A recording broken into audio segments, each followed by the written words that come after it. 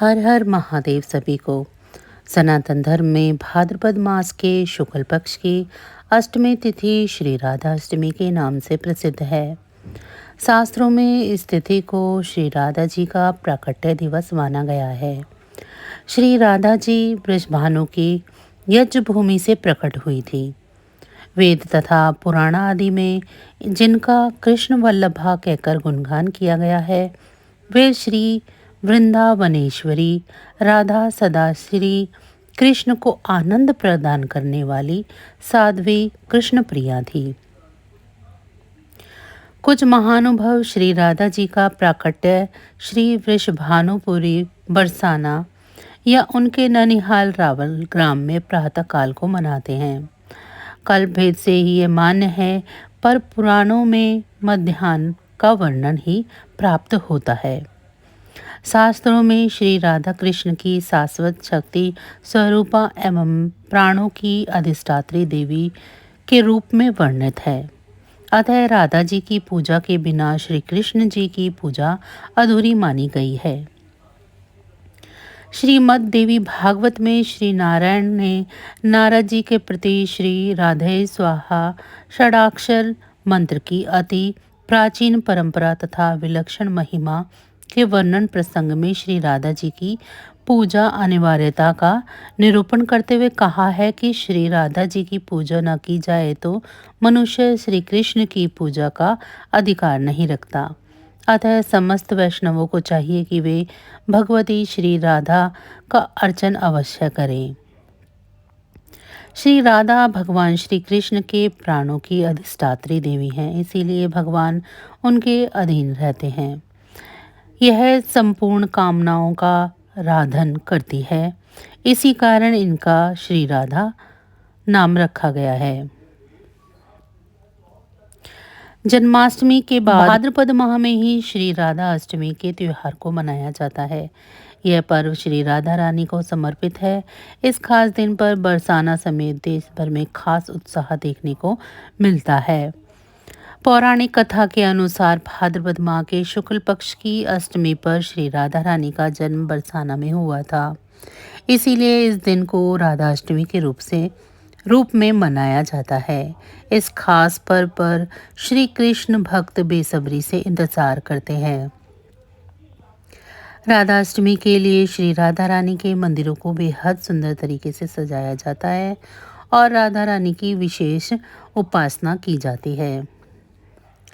पंचांग के अनुसार भाद्रपद माह की शुक्ल पक्ष की अष्टमी तिथि 10 सितंबर को 11:11 पर शुरू हो चुकी है। वहीं इसका समापन अगले दिन यानी कि आज 11 सितंबर को रात 11:46 पर होगा। ऐसे में राधा अष्टमी आज मनाई जाएगी। इस दिन पूजा करने का शुभ मुहूर्त सुबह 11:03 से लेकर दोपहर 1:32 तक रहेगा। मान्यता है कि इस दिन मुहूर्त में पूजा करने से दुगना फल प्राप्त होगा। जैसे भगवान श्री कृष्ण को समर्पित जन्माष्टमी का व्रत किया जाता है, ठीक वैसे ही राधा अष्टमी का व्रत भी किया जाता है। मान्यता है कि इस दिन राधा रानी के सच्चे मन से पूजा करने से वैवाहिक जीवन में खुशियों का आगमन होता है और पति पत्नी के रिश्तों में मजबूती आती है। इसके अलावा व्यक्ति को धन, ऐश्वर्य, आयु और सौभाग्य का आशीर्वाद भी प्राप्त होता है। आप राधा अष्टमी के दिन मालपुए का भोग अवश्य लगाएं। पुराणों के अनुसार राधा रानी को मालपुए काफ़ी पसंद हैं और भगवान श्री कृष्ण को भी राधा रानी के बनाए हुए मालपुए काफ़ी पसंद आते थे। राधा अष्टमी के दिन आप राधा रानी को रबड़ी का भोग भी लगा सकते हैं। रबड़ी का भोग किशोरी जी की सबसे पसंद में से एक माना जाता है। इसे आप घर पर भी आसानी से बना सकते हैं या फिर बाजार से भी ला सकते हैं। श्री कृष्ण भक्ति के अवतार देव ऋषि नारद ने एक बार भगवान सदाशिव के चरणों को प्रणाम करते हुए पूछा, हे महाभाग, मैं आपका दास हूँ, बतलाइए श्री राधा देवी लक्ष्मी हैं या देव पत्नी, महालक्ष्मी है या सरस्वती? क्या वे अदरंग विद्या हैं या वैष्णवी प्रकृति हैं? कहिए, वे वेद कन्या हैं, अथवा मुनि कन्या हैं। शेषा सदाशिव बोले, हे मुनिवर, अन्य किसी लक्ष्मी की बात क्या कहें। कोटि कोटि महालक्ष्मी उनके चरण कमल की शोभा के सामने तुच्छ कही जाती हैं।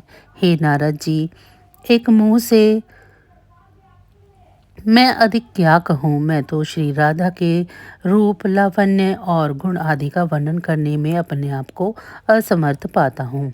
उनके रूप की महिमा कहने में भी लज्जित हो रहा हूँ। तीनों लोक में कोई भी ऐसा समर्थ नहीं है जो उनके रूप आदि का वर्णन करके पार पा सके। उनकी रूप माधुरी जगत को मोहने वाले श्री कृष्ण को भी मोहित करने वाली है। यदि अंतमुख से चाहूं भी तो उनका वर्णन करने में मुझ में क्षमता नहीं है। नारद जी बोले, हे प्रभु, श्री राधिका जी के जन्म का महात्म्य सब प्रकार से श्रेष्ठ है। हे भक्त वत्सल, उसको मैं सुनना चाहता हूँ। हे महाभाग, सब व्रतों में श्रेष्ठ श्री राधा अष्टमी के विषय में मुझको सुनाइए।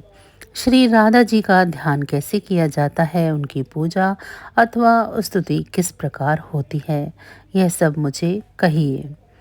हे सदाशिव, उनकी चार्या, पूजा विधान तथा अर्चन विशेष सब कुछ मैं सुनना चाहता हूँ। आप बतलाने की कृपा करें। शिव जी बोले, वृषभानुपुरी के राजा वृषभानु महान उदार थे। वे महान कुल में उत्पन्न हुए थे तथा सब शास्त्रों के ज्ञाता थे। अणिमा, महिमा आदि 8 प्रकार की सिद्धियों से युक्त श्रीमान, धनी और उदार चेता थे। वे संयमी, कुलीन, सुविचार से युक्त तथा श्री कृष्ण के आराधक थे। उनकी भार्या श्रीमती श्री कीर्तिदा थी। वे रूप यौवन से संपन्न थी और महान राजकुल में उत्पन्न हुई थी। महालक्ष्मी के समान भव्य रूप वाली और परम सुंदरी थी। वे सर्व विद्याओं और गुणों से युक्त कृष्ण स्वरूपा तथा महापवित्रता थी। उनके ही गर्भ में शुभाधा भाद्रपद की शुक्लाष्टमी को मध्याह्न काल में श्री विंदेश्वरी श्री राधिका जी प्रकट हुई थी। हे महाभाग, अब मुझसे श्री राधा जन्म महोत्सव में जो भजन, पूजन, अनुष्ठान आदि कर्तव्य हैं उन्हें सुनिए। सदा श्री राधा जन्माष्टमी के दिन व्रत रखकर उनकी पूजा करनी चाहिए। श्री राधा कृष्ण के मंदिर में ध्वजा, पुष्पमाल्य, वस्त्र, पताका, तोरण आदि नाना प्रकार के मंगल द्रव्यों से यथाविधि पूजा करनी चाहिए। स्तुति पूर्वक सुवासित गंध, पुष्प, धूप आदि से सुगंधित करके उस मंदिर के बीच में 5 रंग के चूर्ण से मंडप बनाकर उसके भीतर षोडश दल के आकार का कमल यंत्र बनाएं।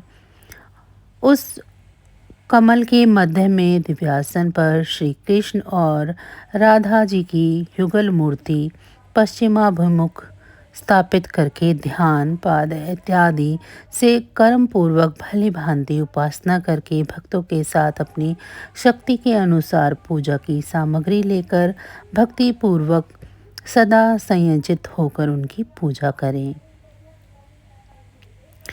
जो जगत को मोहित करने वाली श्री से संपन्न है, नित्य ललिता आदि सखियों से परिवृत हैं, सुंदर नील और पीत वस्त्र धारण किए हुए हैं तथा जिनके नाना प्रकार के आभूषणों से आभूषित अंगों की कांति अति मधुर है, उन अव्यय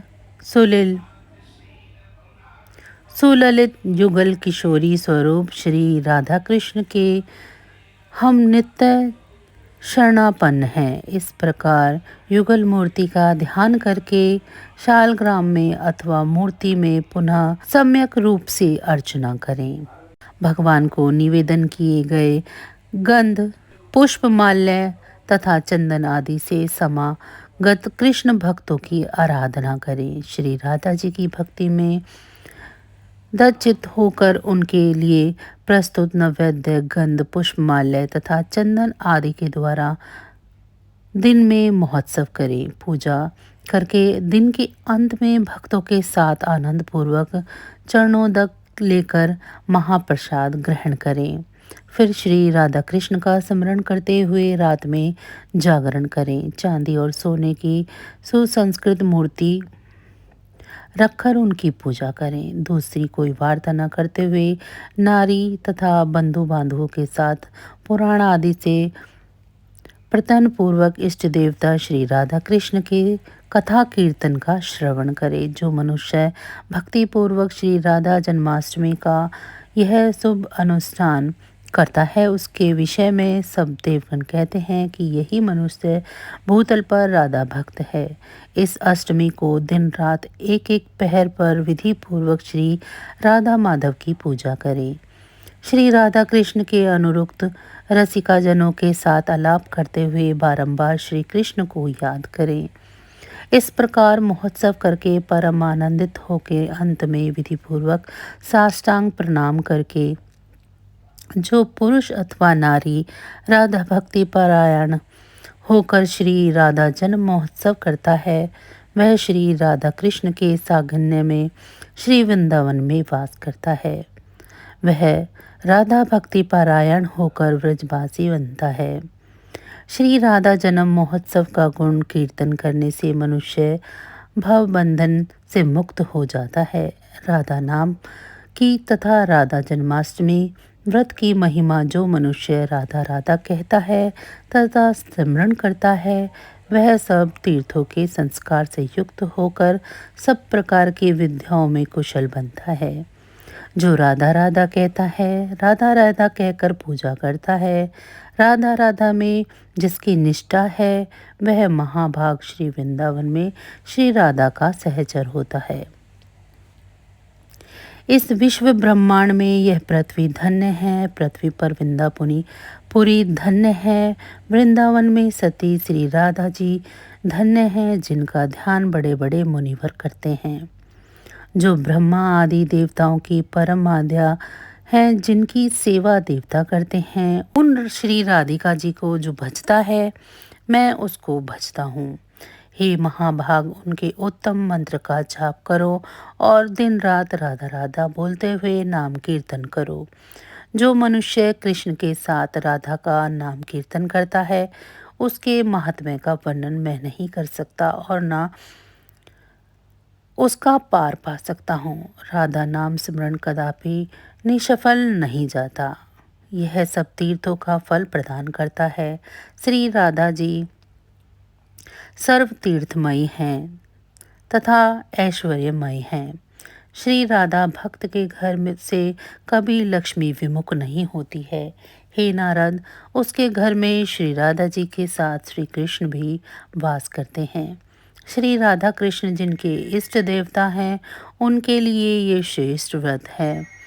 उनके घर में श्री हरि देह से मन से कदापि पृथक नहीं होते।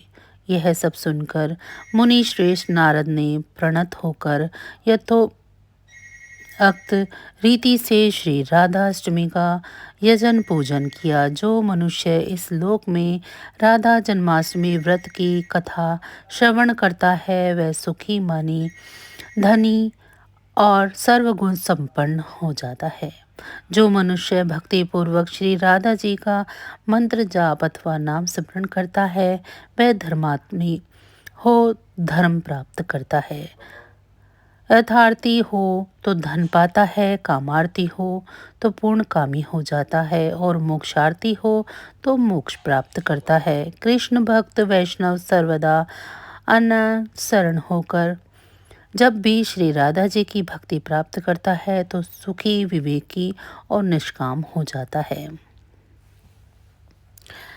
अन्य व्रतों की भांति इस दिन भी प्रातः उठकर स्नान आदि क्रियाओं से निर्वृत्त होकर श्री राधा जी का विधिवत पूजन करना चाहिए। इस पूजन हेतु मध्याह्न का समय उपयुक्त माना गया है। इस दिन पूजा स्थल में ध्वजा, पुष्प, वस्त्र, पताका, तोरण आदि व विभिन्न प्रकार के मिष्ठानों एवं फलों से श्री राधा जी की स्तुति करनी चाहिए। पूजन स्थल में 5 रंगों से मंडप सजाएं। उसके भीतर षोडश दल के आकार का कमल यंत्र बनाएं। उस कमल के मध्य में दिव्य आसन पर श्री राधा कृष्ण की युगल मूर्ति पश्चिमाभिमुख करके स्थापित करें। बंधु बांधवों सहित अपने सामर्थ्य अनुसार पूजा की सामग्री लेकर भक्ति भाव से भगवान की स्तुति गाएं।